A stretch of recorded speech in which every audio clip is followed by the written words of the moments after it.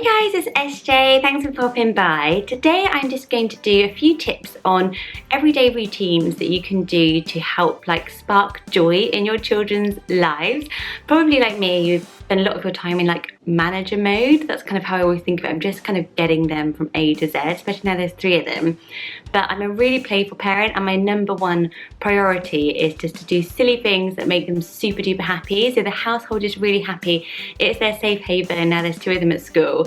And there's tons of just little things. You don't need anything special to do them. I'm sure you're already doing lots of these. I would love to hear your tips for these in the comments below as well. But here are my top 5 little everyday routines you can do just to, spark a bit of joy, make them as happy as possible. And if you do them, you'll guaranteed go to bed tonight feeling like a great mum. So the first thing is something I read about, which is the importance of touch in the mornings, particularly before any type of separation. So whether that's you going off to work or the kids going off to school, to put as much OTT touch and affection into your morning as possible. So the kids normally pile in bed with me in the morning because I'm still asleep in the early rises.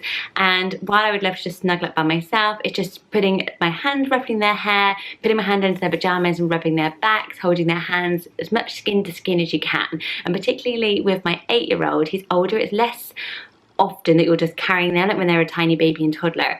So whenever I walk past him, I just make an effort to just stroke his cheek, ruffle his hair, hold his hand on the way. And studies show that touch is so important for children. They need something like 12 or 15 hugs a day just to feel loved. So it's just as much as you can, be really mindful of it. And since I started to try and be really mindful of it, particularly in the mornings, I do it so much now and it has become a habit. So my second tip is to think about when you're playing with them, and there's some great games you can do. Tickling is obviously a massive one. Another game that's great to play with your kids though is to fight over them. So me and Henrik did this the other week with Freddie and it worked so brilliantly. So basically I was like, I want to sit with Freddie on the sofa. And he said, no, I want to sit with Freddie on the sofa. And I was like, I want to get him a drink. He said, I want to get him a drink. I want to get him some popcorn. And we normally sit down and have this movie night, but just adding in that game, Freddie was literally like, you could almost see his self-confidence and his happiness going through the roof because Mummy and Daddy were both fighting over him. And it was very playful. It was silly. Then he was like running off and be like, I'm going to get him back for a cuddle before you.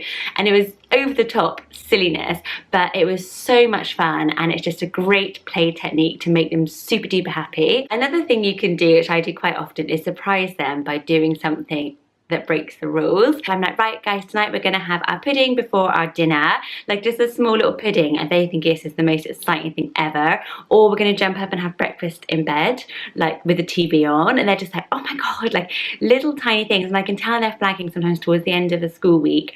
It just picks them right back up again. And one thing I've done a few times, which I love, is my favourite thing to do, is to throw a very merry unbirthday. We've done this for Freddie quite a lot because he's obsessed with birthdays. And I've got all the stuff, I've got all the banners and things that come out every year. And sometimes I'll just put them all up while he's at school. And when he gets home, we'll play party games, put the hats on. And it's just really silly. We're singing the very merry unbirthday to him. And it just gives them that little love bomb, but it's such a silly way of making them feel so happy. Music is a massive one as well. Isn't music just so important? And I forget about it all the time. I'm rushing around. Sometimes I've got the radio on, sometimes CBeebies is on, Revelina or something. And in the morning, one thing that guaranteed makes me really happy and the kids is to put some real feel-good music on. And the same stuff, kids really thrive on routine, don't they? So there's 3 that we love. This Is Me by The Greatest Showman. Obviously kids are all about identity. This Is Me, this is I'm going off into the world. Another one I love is from Trolls, Get Back Up Again, when she's talking about when everything's knocked me down, I'm just going to get back up. Or Try Everything by Zootopoulos as well. So we have those 3 that we love, and they're like our sort of power anthems in the morning. Put them on, dance around the kitchen if they want to, or just listen to them while they're eating their breakfast at the breakfast bar.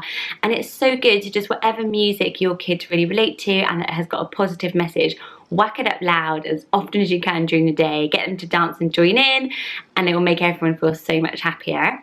And my last tip is to tell them stories about themselves. This is an old tried tested thing, isn't it? All of us are like, oh, that time Mum never stopped telling me about her labour story or whatever it might be. But it works so well. Sometimes when we're having dinner, we sit around the table, and if the kids are all a bit flat, it's a really good technique to use also for discipline. So if I've noticed that the boys haven't been playing very nicely together, at the moment that is a lot. If I tell them the story over dinner of how when Freddie first met Finn, how much he loved him, how Finn would sit on his lap for hours, how Finn bought Freddie this little Ben 10 outfit, they've heard the story a million times. I notice that straight away after dinner, they'll be like, should we go and do something fun together? It literally is like a magic charm. It just always works. You can use it for anything. Like there was a time when Freddie just was desperate for the iPad, getting really grumpy with me because I wouldn't let him go on my computer or something. So over dinner I was telling him this story about, do you remember that time when you were like 5 and you used to make up a story with me, and there was one night it went on for so long, and it was a funny story because every time I kept saying the end, he'd go 10 years later or chapter 2, and it was just really funny because he wouldn't let the story finish.